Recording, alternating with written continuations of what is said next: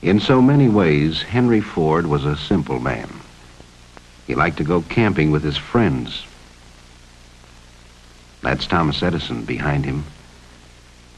He enjoyed old-time country dancing. Here he is with Burroughs, the naturalist, skating with his grandchildren.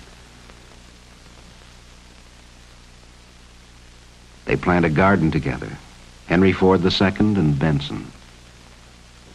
His first car, he called it a quadricycle.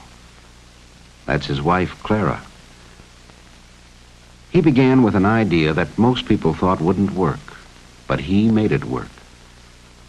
And the tools he used were common sense, ingenuity, and perseverance, along with a natural instinct for knowing how to put machines together and make them run.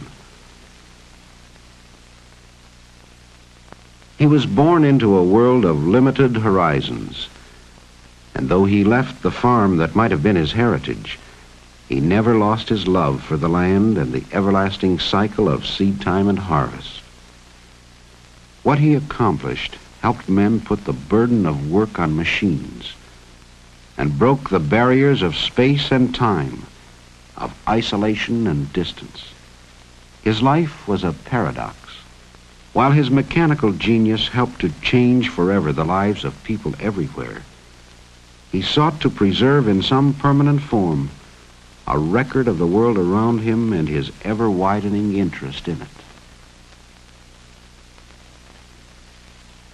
He collected buildings the way others collect stamps and put them in a village where time stands still.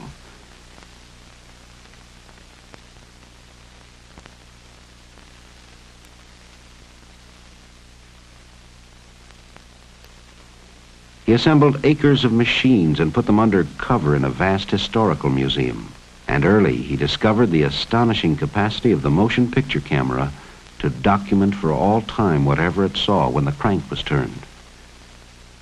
In April 1914, at his Highland Park plant, he organized a motion picture department which through the years produced films that were shown in theaters and schools throughout the country, travelogues, newsreels, and documentaries that touched on nearly every facet of American life.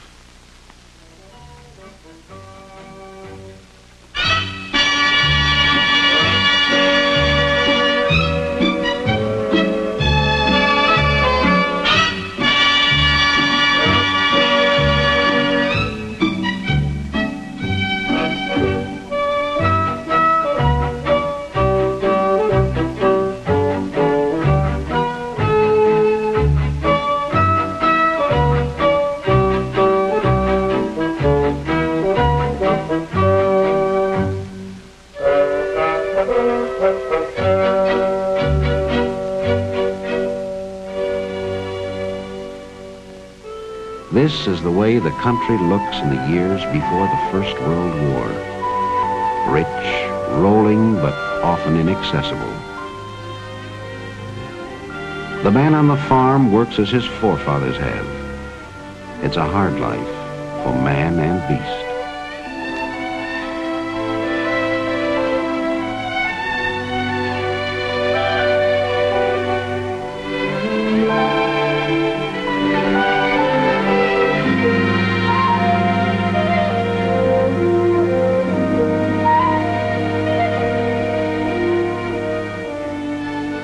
And a long day for the farmer's wife, too.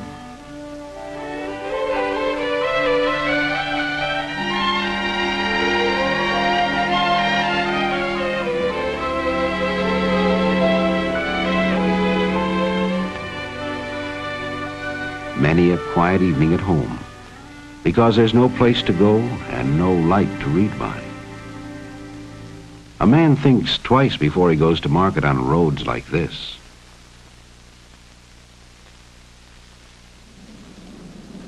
And sometimes he never even gets there.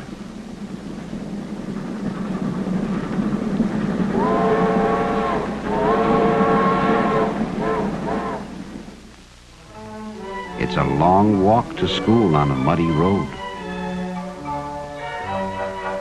More fun to go by sleigh in the winter, During recess, there's time for a snowball fight.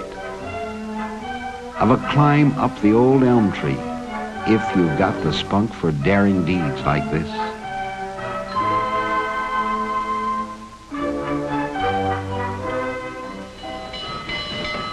The one sure way to get someplace is on a train.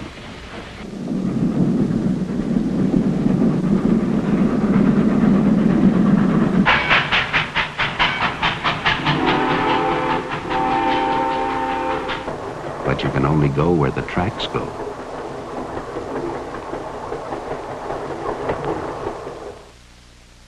Life in the city moves at a slow pace. This is Pennsylvania Avenue in Washington.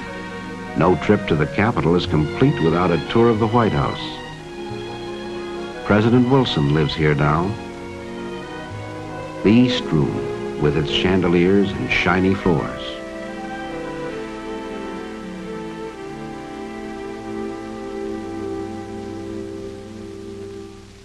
There's more hustle and bustle down at the market, Faneuil Hall in Boston, or in New York City on the Lower East Side.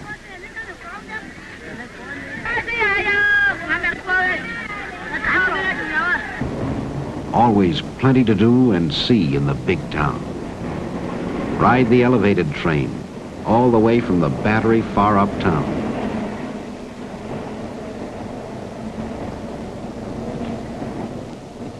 There's the Hippodrome, one of the big theaters in New York.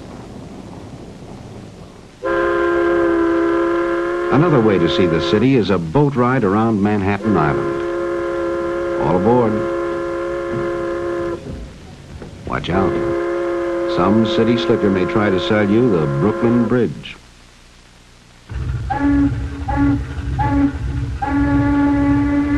We're passing the Battery with its famous aquarium.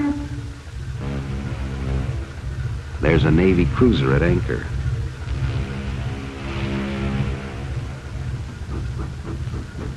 Great ocean liners along the Hudson River. Mighty tall buildings in New York City. The Flatiron Building, shaped like a triangle. And the Woolworth Building, 60 stories high, tallest in the world. Look at that traffic on Fifth Avenue.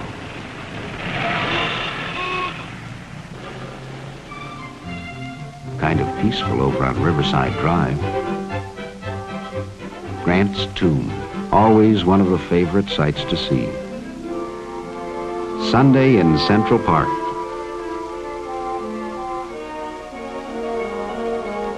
There's no place like it for a leisurely stroll or a boat ride on the lagoon.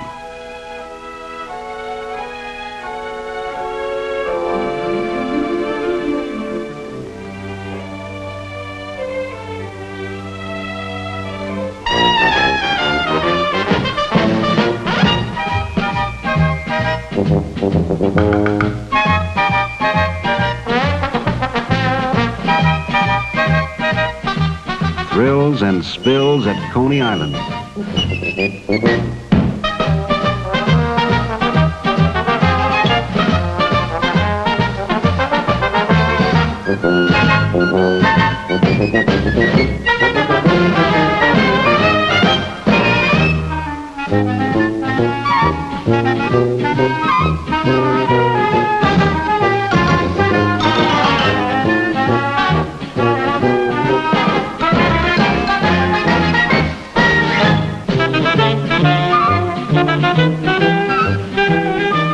They say some folks even get wet if the water's warm enough.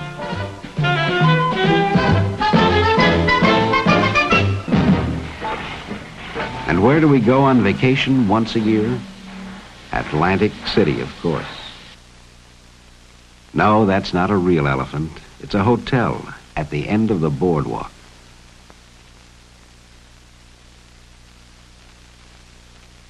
Look, they're waving out the elephant's eye. The Atlantic Ocean, and a few hardy acrobats. Most of the time, we'll stroll along the boardwalk or ride along in the rolling chairs.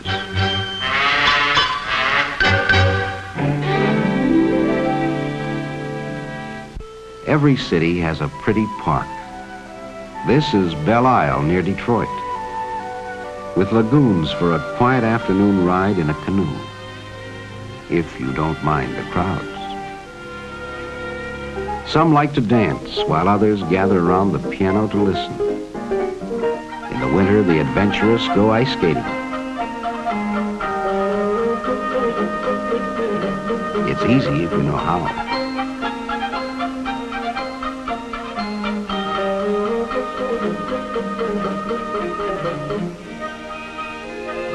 For the really daring, there's nothing like the thrill of an ice boat on a clear, cold day, or the fast track on a toboggan slide.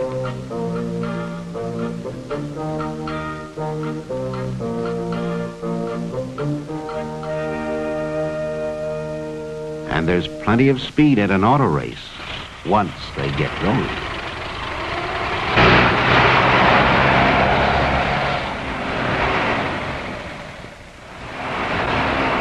Buffalo Bill himself, William F. Cody, in his 71st year and straight as an arrow. It's 1916, and he's out on tour with his circus again. Indian war dances and bucking broncos.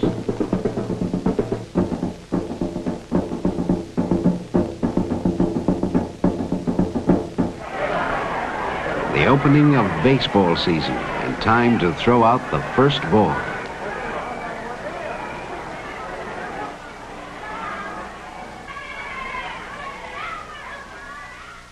Snapshots of other people we know.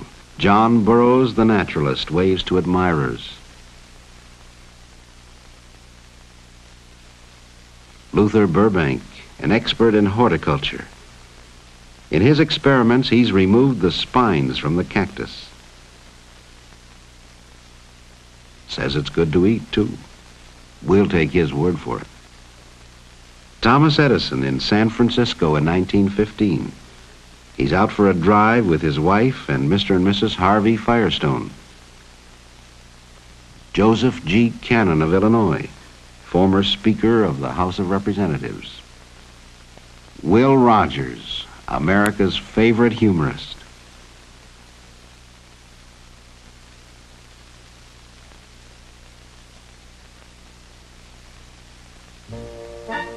Out west, a few hardy souls visit Glacier National Park. They go for a climb.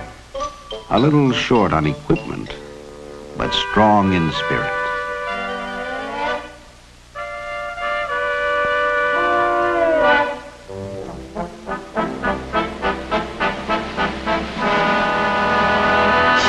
The view is worth the effort, so they say.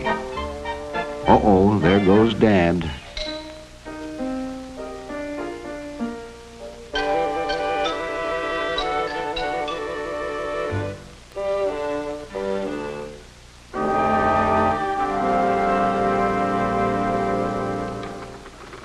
It's not all play. There's still work to be done, and no limit, it seems, to our natural resources.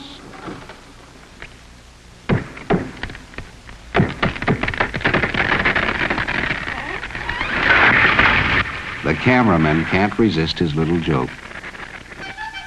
You see a lot of women in the factories now. These girls are making footballs.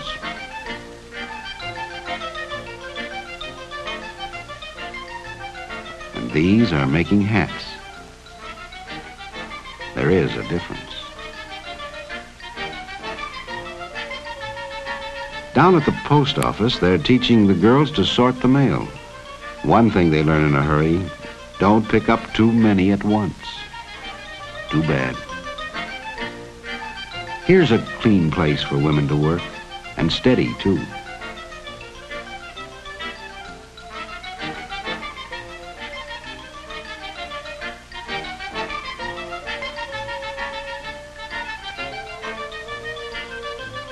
Some men change their collars twice a week.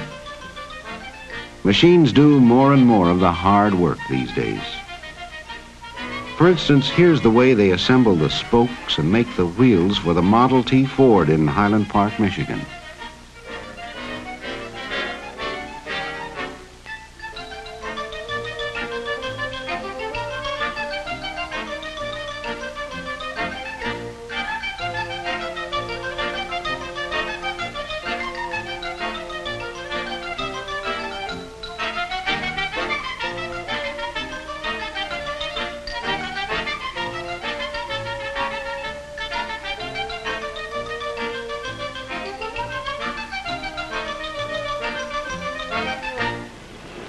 The 8-hour workday ends and the men go home, mostly by trolley. Not many can afford to buy a car of their own yet.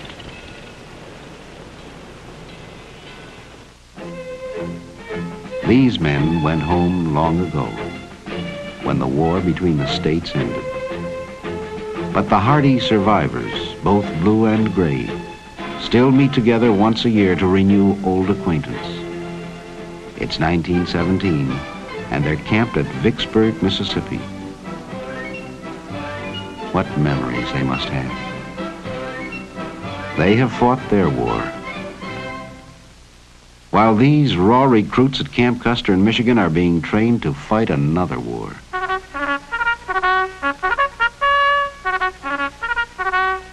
The call goes out and youth responds enthusiastically.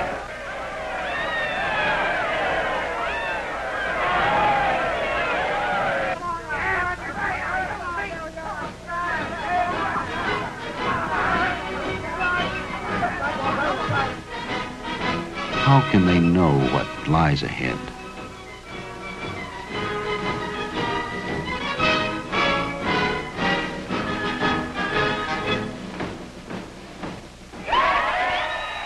Just a year ago, we re-elected Woodrow Wilson as president. Now we're in a war we hope to avoid, but we're confident he'll lead us to victory. The mood of the nation changes. We talk about liberty loans and liberty cabbage.